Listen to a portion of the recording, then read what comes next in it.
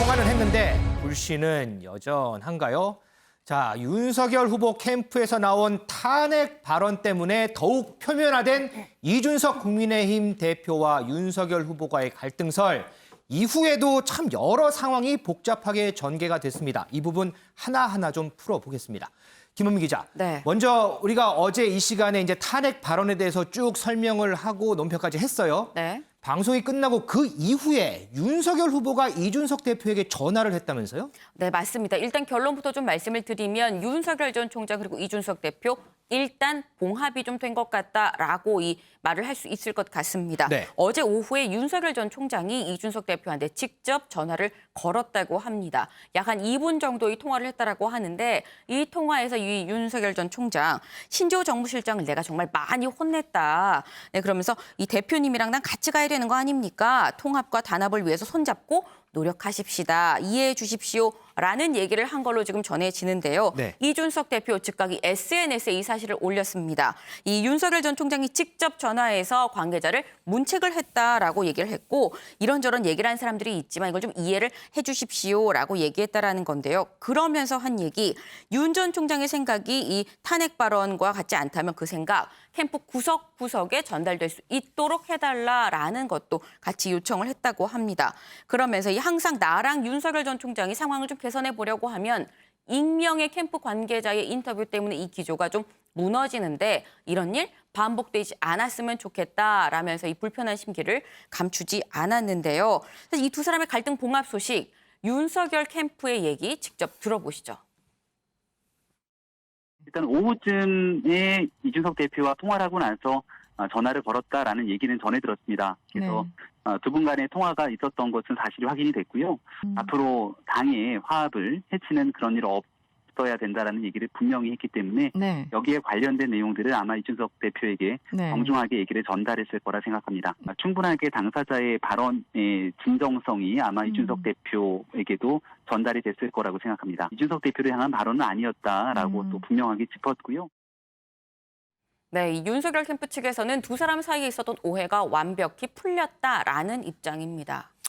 윤정 기자, 네. 지금 김은미 기자는 갈등 봉합이라는 표현을 썼어요. 네. 그런데 이준석 대표의 반응은 좀 그게 아닌 것 같아요. 네, 맞습니다. 이준석 대표는 이 갈등을 봉합할 생각이 없어 보이는데요. 어제 윤 전 총장과 통화를 한 이후에 한 언론과의 인터뷰에서 이렇게 이야기를 했습니다. 윤석열과의 통화 내용은 사과와 유감 표명에 있어서 구성 요건이 미흡하다라는 건데요. 네. 이 사과보다는 서로 이해해달라라는 요지였다는 겁니다. 그러면서 윤 전 총장이 연락이 온 건 긍정적으로 평가를 하지만 SNS에 아무런 연락이 안 왔다고 밝힌 뒤에야 그 뒤에 연락이 왔기 때문에 이거 옆구리 찔러서 절 받은 거 아니냐라는 얘기를 한 겁니다. 그리고 토론회 관련 얘기도 나눈 것으로 보이는데 이 토론회 참석 여부에 대해서도 윤 전 총장이 명확한 답변을 하지 않았다면서 좀 불편함을 토로를 했는데요. 네. 이 최고위에서 사실상 압력을 넣어서 이 토론회를 무산시키려는 시도를 한다면 그건 또 다른 문제다라고 해서 좀 2차적인 갈등을 예고했습니다.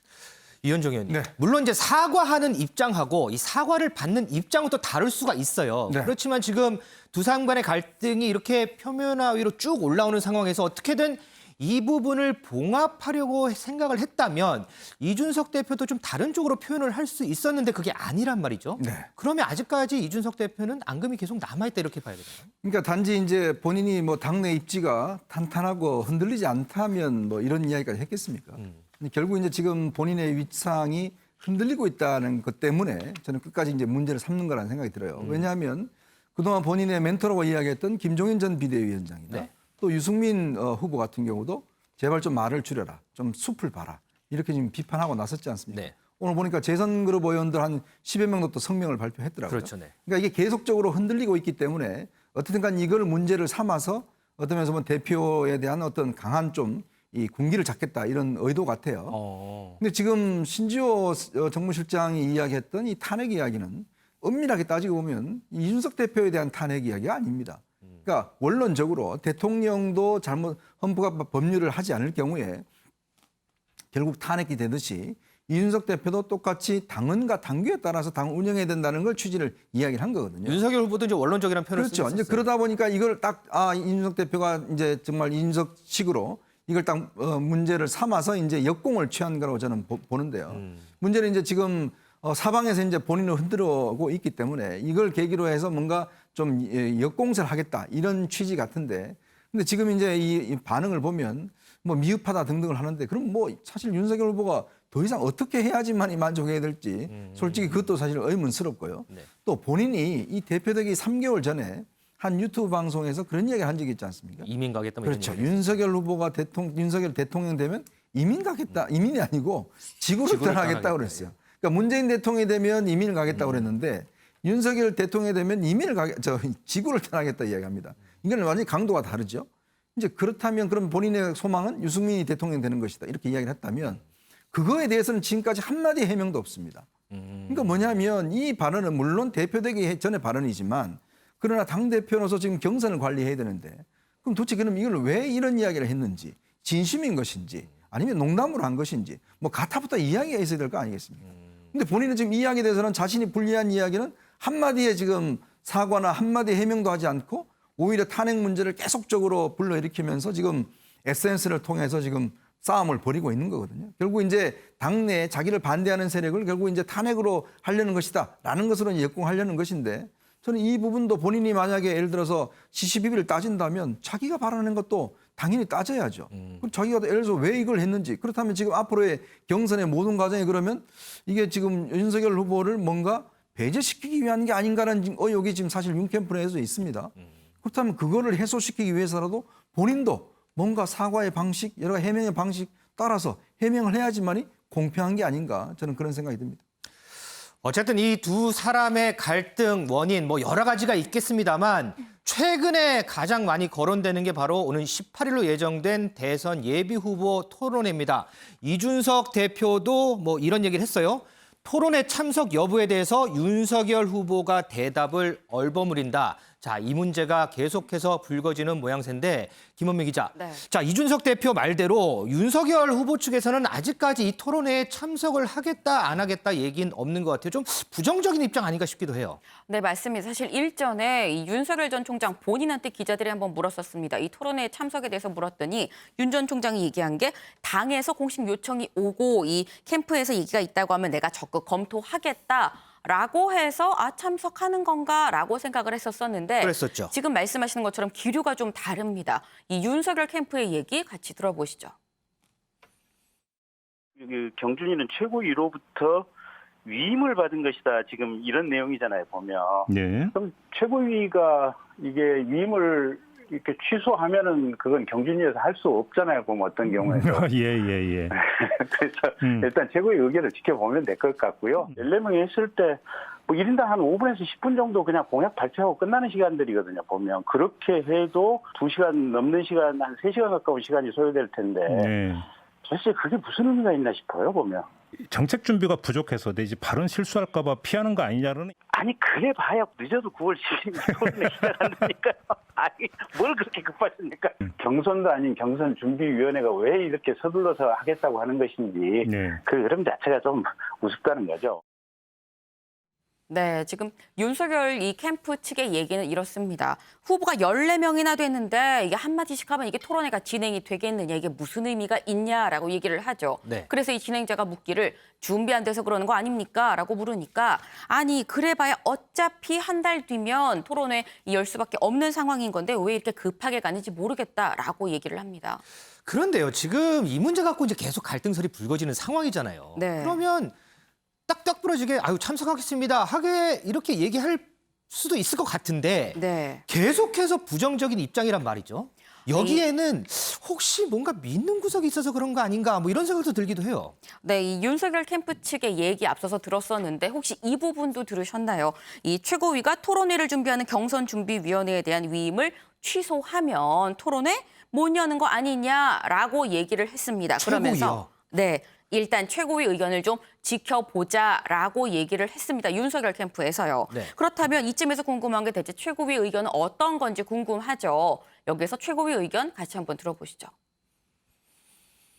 당대표조차 이 당원 당규를 제대로 이해하지 못하고 그런 일을 자꾸 벌이려고 하니까 저희들이 이렇게 반대 의사를 표시하고 있는 것 아니겠습니까? 절충점이 없으면 이제 뭐 다른 방식을 취해야 되겠죠. 어차피 최고위에서 결정을 해야 될 사안입니다.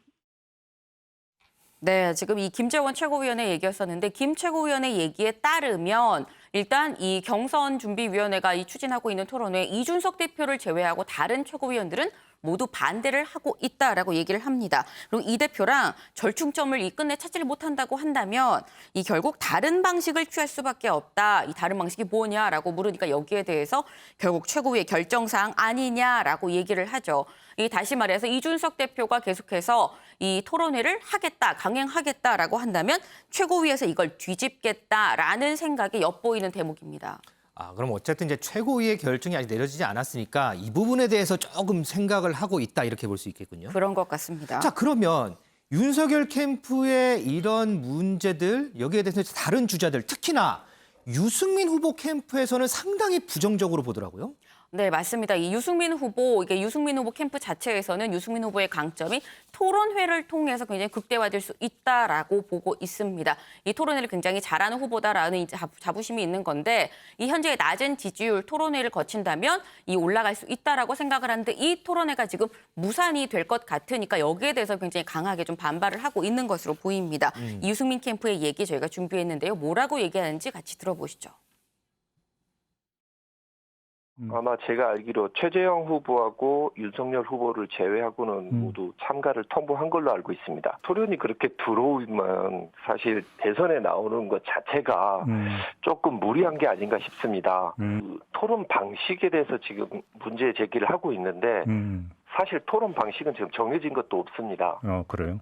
그죠? 그러니까 음식이 나오기도 전에 저 음식 맛은 문제가 있어라고 이야기를 하는 것은 그 음식에 대해서 나중에 제대로 값을 치를 생각 자체가 없는 거죠. 그건 이제 그쪽 희망이겠죠. 희망. 예.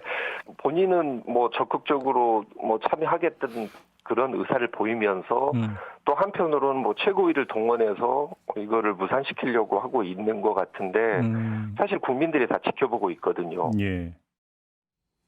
네, 이 유승민 캠프에서는 다른 후보들은 다 토론회에 참석한다고 하는데 왜 유독 당신만 그럽니까? 라고 얘기를 합니다. 그러면서 이 토론회가 무섭다고 하면 대선에 나오는 것 자체가 지금 무리인 거 아니냐라고 얘기를 하는데요.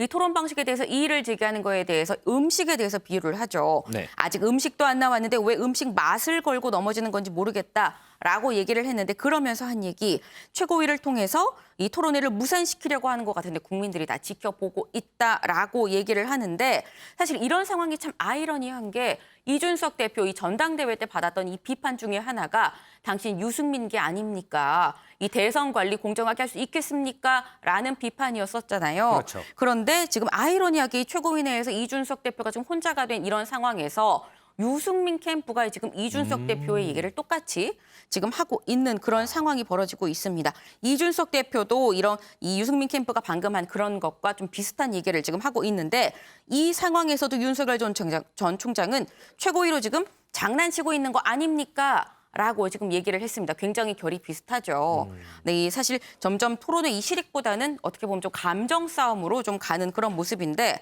일단 이준석 대표가 더 이상의 확전은 좀 자제하려는 것으로 보입니다. 이 방송이 시작되기 조금 전에 이준석 대표가 이 SNS에 또 글을 올렸습니다. 그래요? 예, 날 직접 찾아온 김기현 이 원내대표랑 이 토론회 방식을 일부 변경할 수 있는지에 대해서 논의를 했다라고 얘기를 하면서 어제 김기현 원내대표가 이준석 대표를 찾아갔다고 하죠? 네, 맞습니다. 점심때쯤 만나서 같이 좀 식사를 한 것 같은데요. 그러면서 이 논의를 했는 토론회가 아니라 발표회 방식으로 좀 전환을 하는 방안도 이 고민을 하고 있고 최고위원들한테 좀 여기에 대해서 의견을 수렴 중이다라는 글을 올렸습니다. 어떻게 보면 한 발을 좀 뺐다라고 볼 수 있을 텐데 그러면서 좀 뒤끝으로 보이는 게 현재까지 일정에 대해서 한 캠프 빼고는 다 참석한다고 얘기했다. 이 한 캠프 아마 우리가 생각하는 그 캠프겠죠. 그 캠프만 빼고 다 하나 널리 얘기를 했는데 그렇다고 이번 토론회 문제 여기서 쉽게 종결이 될 것 같아 보이지가 않는 게 여기서 또 경선준비위원장이 아니 왜 우리한테 권한 위임하고 이제 와서 이래라 저래라 왈가왈부 하느냐라고 또 반발을 하고 있는 상황이어서 네. 좀 더 지켜봐야 할 것으로 보입니다. 은영 위원님, 지금 김은미 기자가 쭉 이제 설명을 했는데 어쨌든 이 다음 주로 예정이 돼 있는 이 토론회가 국민의힘에서는 상당히 좀 화약고가 지금 되고 있어요. 자, 이준석 대표가 어제 김기현 원내대표를 만나서 뭐 이 일정에 대해서 방식에 대해서 뭔가 좀 유연하게 좀 바뀔 생각도 하고 있는 것 같고. 그런데 또 경선 준비위에서는 또 반발을 하고. 글쎄 이 문제 어떻게 좀 결론이 날까요? 일단 결론적으로는 모두 자기 주장만 지금 고집해서는 답이 없어요. 일단 이준석 대표하고 당 경선준비위원회는 토론회든 뭐든 하여튼 강행하겠다는 입장이고 윤석열 후보 측에서는 아직까지 뭐 참가하겠다라는 얘기를 안 한 걸로 봐서는 좀 더 지켜보겠다. 이제 분위기는 아직은 좀 참석 안 하는 쪽에 무게가 실리는 듯한 분위기잖아요. 네. 이렇게 가면은 지금 정권 교체라는 국민의힘 입장에서 정권 교체라는 대의를 앞두고 적전 분열 상태가 되는 거거든요. 지금 그래서 당 최고위원을 당 지도부가 지금 이런 상황만은 막아보자 하면서 지금 뛰고 있는 그런 상황인 것 같아요. 김기현 원내대표가 어제 그 이준석 당대표가 지금 휴가 중 쉬고 있는 곳이 경북 상주인데 그렇죠. 거기서 뭐 택시 운전 뭐 그런 거 하고 있잖아요. 네.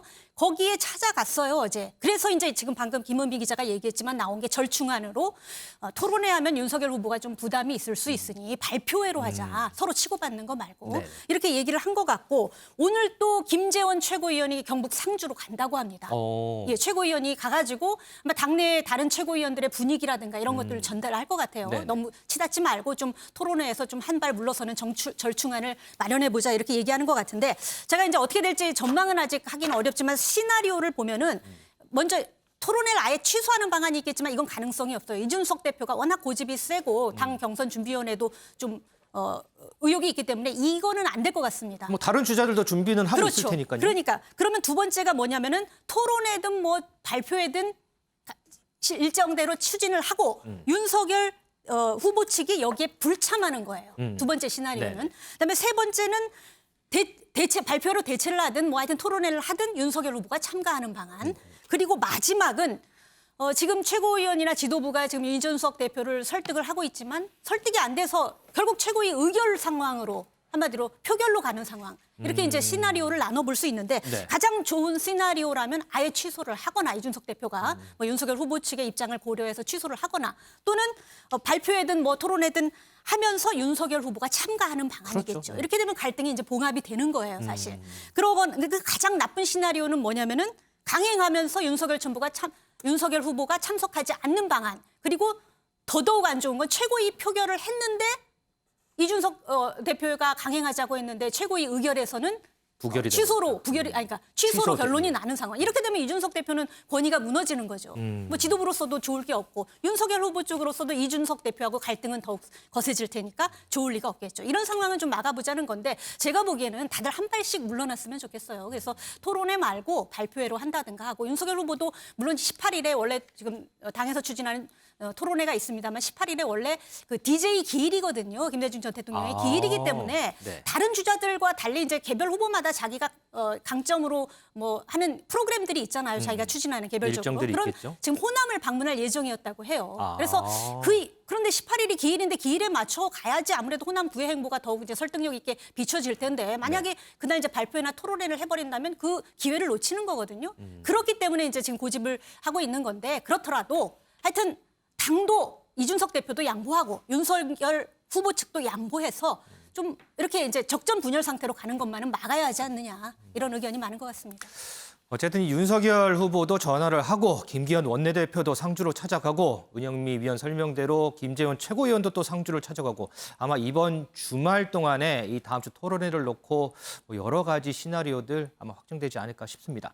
이런 가운데 윤석열 후보는 어제 일정 중에 이 코로나 관련해서 전문가 간담회가 있었습니다. 그런데 여기서 했던 발언이 또 논란이 되고 있습니다. 윤정 기자. 네. 어떤 발언을 했길래 이게 또 논란이 되는 거예요? 네, 바로 이 코로나19를 가리켜서 우한 바이러스라고 얘기를 한 건데요. 우한 바이러스요? 네, 어제 모습 저희가 준비해봤습니다.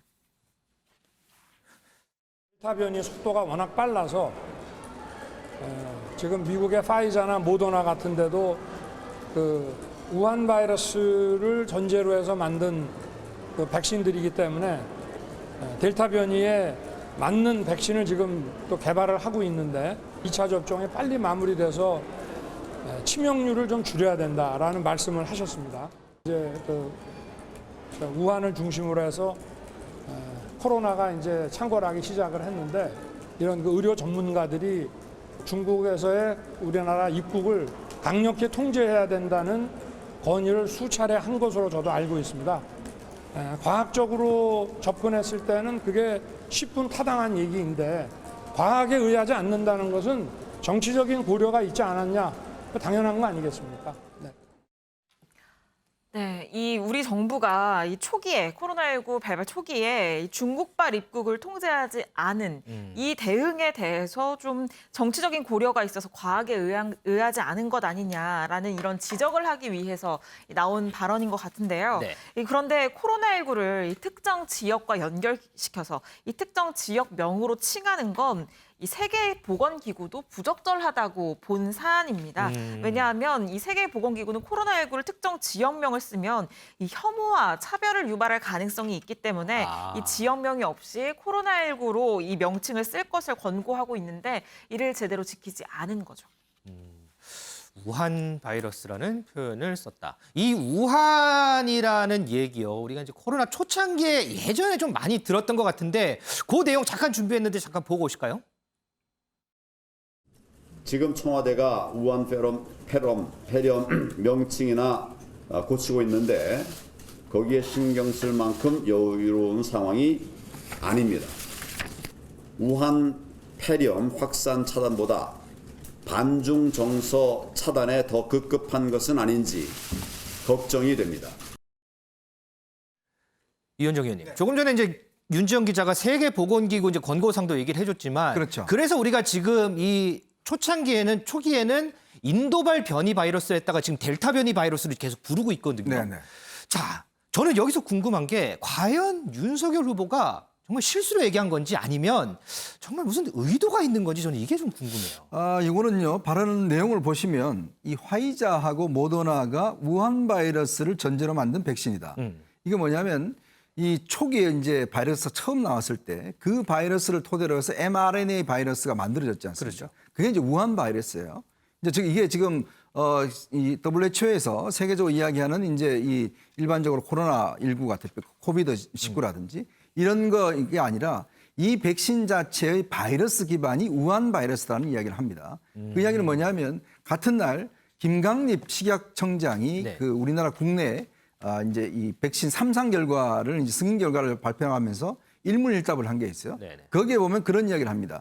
국내 요번에 그 개발된 3상 한 것도 우한 바이러스를 기초로 한 이제 백신이다. 이 이야기를 김강립 합니다. 처장이 그런 그렇죠. 김강립 처장이 똑같은 이야기를 합니다. 그러니까 윤석열 후보하고 김강립 처장이 똑같은 이야기를 한 게 이게 지금 코로나가 우한 바이러스다 이런 이야기가 아니라 mRNA 방식의 그때 당시에 만든 지금 델타 변이가 일어났기 때문에 이 델타 변이의 초기 화이자하고 모더나가 이게 어떤 면에서 보면 잘 안 듣는다는 이야기가 있잖아요. 네네. 그래서 지금 새로 또 연구를 한다는 이야기 있지 않습니까? 그러니까 지금 현재 개발하고 있는 백신은 이 인도발, 즉 이제 델타 변이라고 하는 이제 이 바이러스 연구인 것이고 네. 지금 윤 후보가 이야기한 이 이제 처음에 나온 모더나하고 우리가 만든 이거는 우한 바이러스, 초기에 나왔던 바로 그 형태의 바이러스. 그래서 그 우한 바이러스라고 이야기를 한 것이지 이게 어떤 면에서 보면 세계적으로 이야기하는 이 우한 폐렴이나 이런 차원의 이야기는 저는 아닌 것으로 알고 있고 그것도 김강립 식약청장도 똑같은 이야기를 그날 당일날 한 바 있습니다. 어쨌든 뭐 이현정 의원 보시기에는 의도가 잘못된 거다. 듣는 사람이 잘못 이제 그러니까 알아듣고 이해를 한 거네. 좀 더 자세하게 이야기를 한 거죠. 그러니까 이 바이러스에 기반된 연구된 바이러스는 우한 바이러스고 지금 현재 나온 건 델타 바이러스 같은 경우는 이제 변형된 바이러스다. 이런 차원에서 이야기한 걸로 저는 이해하고 있습니다. 자, 그래도 어쨌든 이 우한 바이러스, 이제 우한이라는 단어 자체가 들어가다 보니까 여기저기서 좀 계속해서 이제 논란이 되고 있는데 어쨌든 이 부분은 지금 이현종 위원의 논평대로라면 어떻게든 정리가 될 것 같기도 합니다.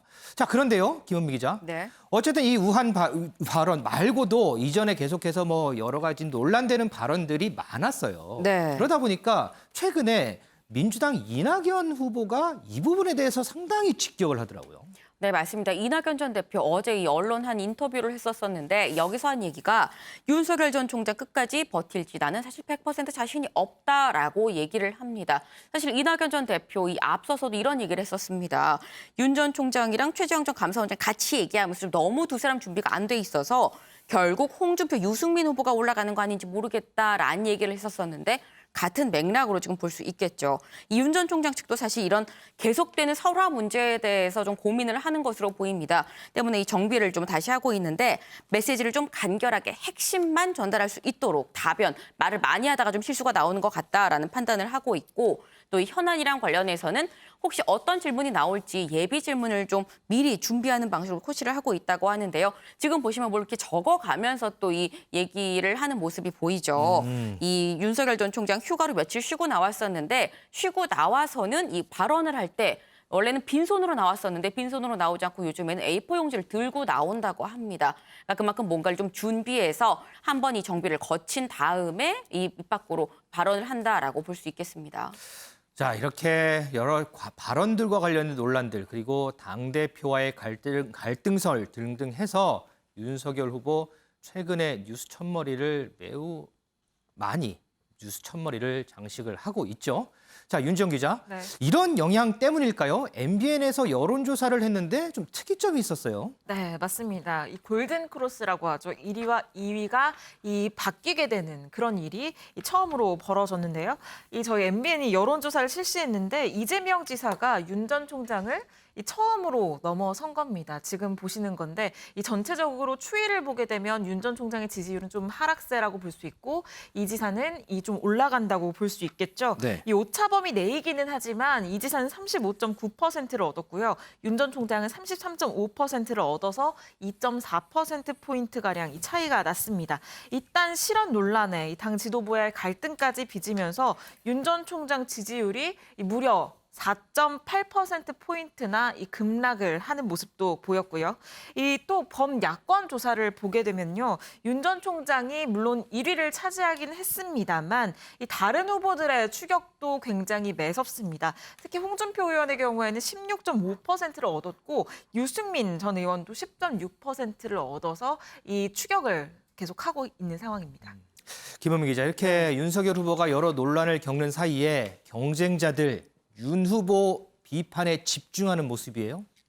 네, 맞습니다. 사실 이재명 지사 당내 네거티브를 중단하자라고 얘기를 했는데 여기에 대해서 이 화력을 이낙연 전 대표가 아니라 윤석열 전 총장한테 쏟고 있습니다. 네. 이 지난 10일에는 본인의 특검 찬스, 그 시위 찬스에 좀 해명을 하라라고 얘기를 하더니 이튿날엔 윤 전 총장이 부정식품 발언을 또 다시 끄집어내기도 했고요. 어제는 기사 내기 전에 좀 보여달라라고 한 이 윤석열 전 총장의 발언을 두고 40년 전에 언론 통폐합을 한 전두환이 생각이 난다라고 공격을 했는데 당 밖에선 이재명 지사가 공격하는 또 당 안에선 레드홍, 홍준표 후보가 있죠. 네. 이 어제 이준석 대표랑 갈등을 빚는 걸 두고 한 얘기가 저희도 방송에서 전해졌지만 아니 왜 과거에 본인이 문재인 정권에서 부역을 했었던 건 사과 한마디 없고 전면군 행세를 하냐 당원이 됐으면 당에 따라라라고 얘기를 했었었는데 오늘은 또 이런 얘기를 했습니다.